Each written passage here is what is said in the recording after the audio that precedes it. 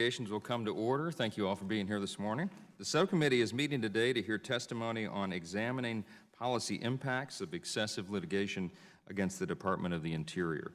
Under Committee Rule 4F, any oral opening statements at hearings are limited to the chairman, the ranking minority member, the vice chair, and the vice-ranking member. Therefore, I ask unanimous consent that all other members' opening statements be made part of the hearing record if they're submitted to the subcommittee clerk by 5 p.m. Hearing no objection, so ordered. Also, I ask unanimous consent that the gentleman from California, Mr. McClintock, the gentleman from New Mexico, Mr. Pierce, the gentleman from Arizona, Mr. Gosar, the gentleman from California, Mr. Costa, and the gentlelady from California, Ms. Berrigan, be allowed to sit with us today at the subcommittee and participate in the hearing. Hearing no objection, that's so ordered. I'll now recognize myself for 5 minutes for an opening statement. Today we'll explore how litigation against the Department of the Interior impacts the Department's ability to carry out its mission of managing our country's vast natural resources and trust responsibilities. Legal actions shape agency decision-making and influence its policies.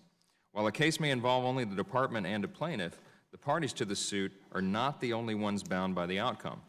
In reality, a legal sub-industry has thrived from endless environmental litigation while burdening the livelihoods of countless citizens. The costs also include the inhibition of multiple use and sustained yield, as well as species recovery. Excessive litigation against the Department drains our taxpayer dollars away from good stewardship of our natural resources. Our legal system is an important avenue for citizens seeking redress of wrongs perpetrated by the federal government. Litigation, like legislative and regulatory processes, is intended to provide a crucial check against agency overreach.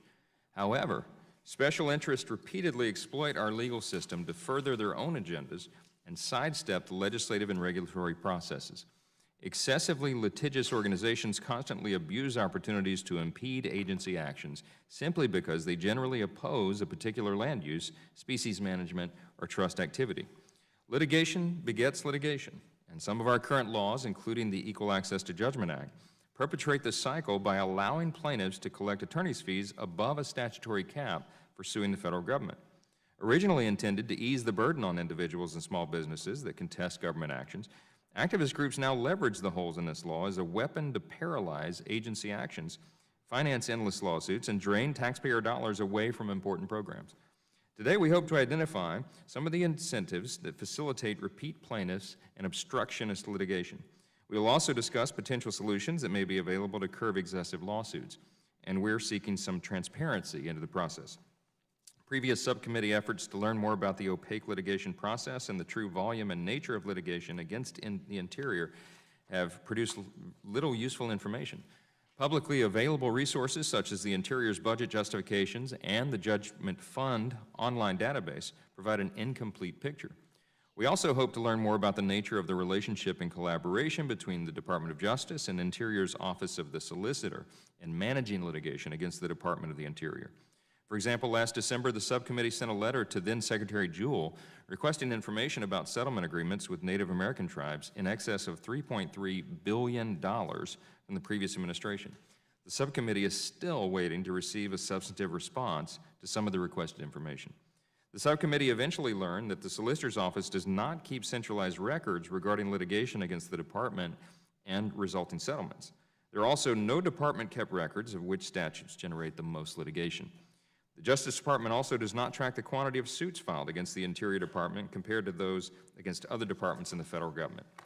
In addition to leaving the public with little insight regarding pending and finalized litigation that affects their lives, the lack of reporting and record-keeping deprives the Congress and the agency of a chance to identify vulnerabilities created by excessive legal action and challenges.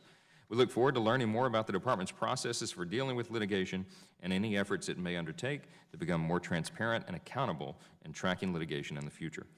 There is an expectation that the problem will worsen as opponents of domestic energy resource development and multiple use principles utilize the court system as a weapon to advance their agendas.